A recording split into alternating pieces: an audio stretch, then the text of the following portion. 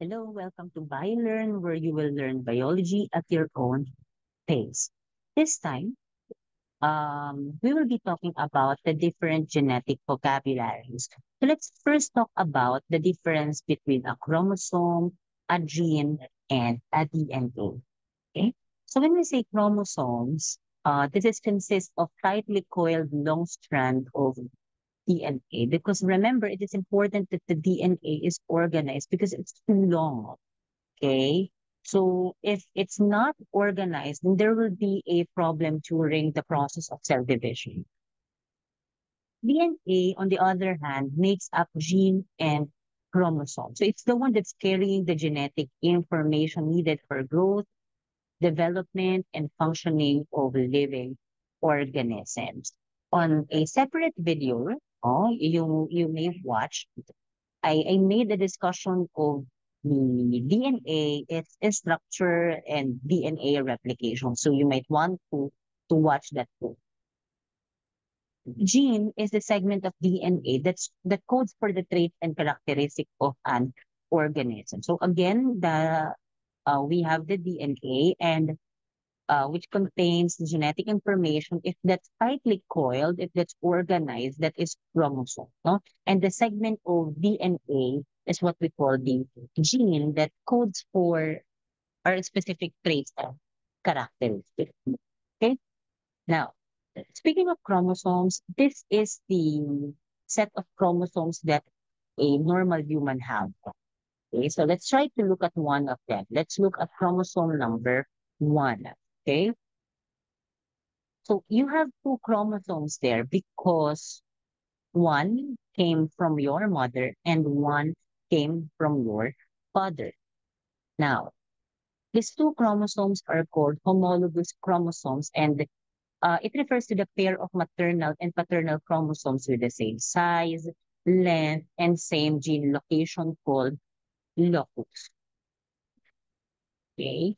So that locus is the location of the gene in the chromosome because as mentioned earlier, when we say gene, it is just a segment of DNA that codes for your specific trait. Now, in your chromosome, that gene is what we call the locus. So this is, yeah, here.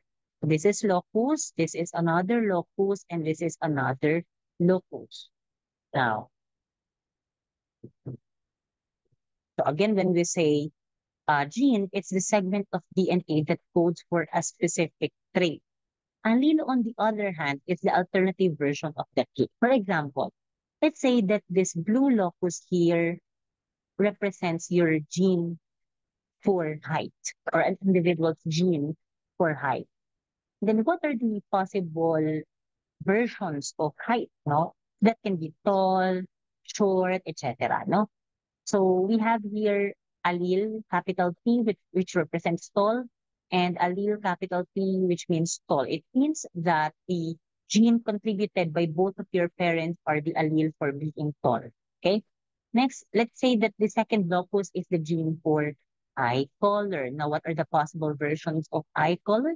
So that may be green, blue, brown, black, and all. But for this example, we have green. Okay, coming from both of your parents. Next, let's say this is the gene for the presence of freckles. What are the possible alleles for that? So that can be with freckles and without freckles. So that's the difference between gene and alleles. Next. Now, your alleles may be a dominant allele or a recessive allele. When we say dominant allele, it is expressed when it is present. So if you watch the video about the Mendelian law of inheritance, there is a law there that says law of dominance. It says there that when a dominant allele is present, that allele will be expressed. Okay. So again, if it's a dominant allele, it is expressed when present, and it is usually denoted by a capital letter. Recessive allele, on the other hand, is masked or hidden when a dominant allele is present, and it is usually denoted by a small letter. For example, this one is a capital letter, therefore this is a dominant allele. This allele capital F is also a dominant allele. This is also a dominant allele. Then as you can see, these are all small letters already, allele small b, allele small b, allele small f. They are all recessive alleles. Okay. Now, the combination of the allele that you obtain from your parent is what we call the genotype. No? Genotype is the genetic makeup of an individual or ordinated, or specifically it's the combination of alleles present at a particular locus. So let's say you have here, yeah, capital T, that is genotype. That's a combination of two dominant alleles. Okay. And then this is small b, then this is capital F, small f.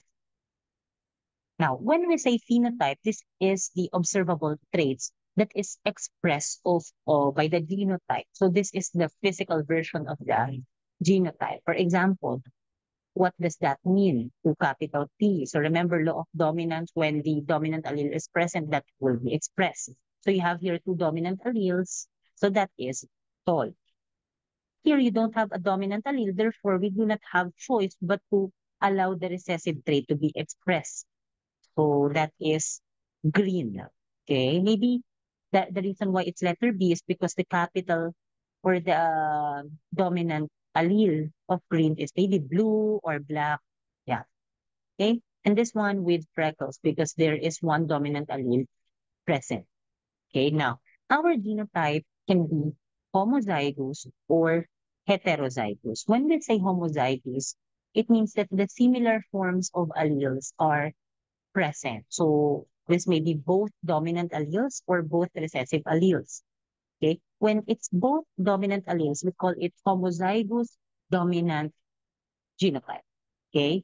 When it's both recessive alleles, we call it homozygous recessive alleles. Okay. Heterozygous if it's in different forms of alleles. So the other one is dominant and the other one is recessive. So this is homozygous dominant.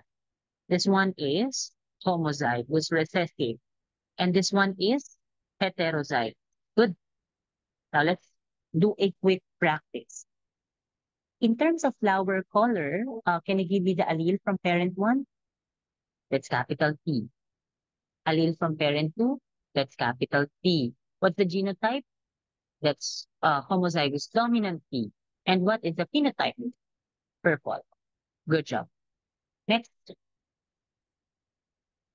still, what's the allele from parent one? Small p, which means white. Small p, which means white from parent two. It's a genotype. That's the homozygous recessive P, and your phenotype is white. Next, allele from parent one, capital P, which means purple. Allele from parent two, small p, which means white.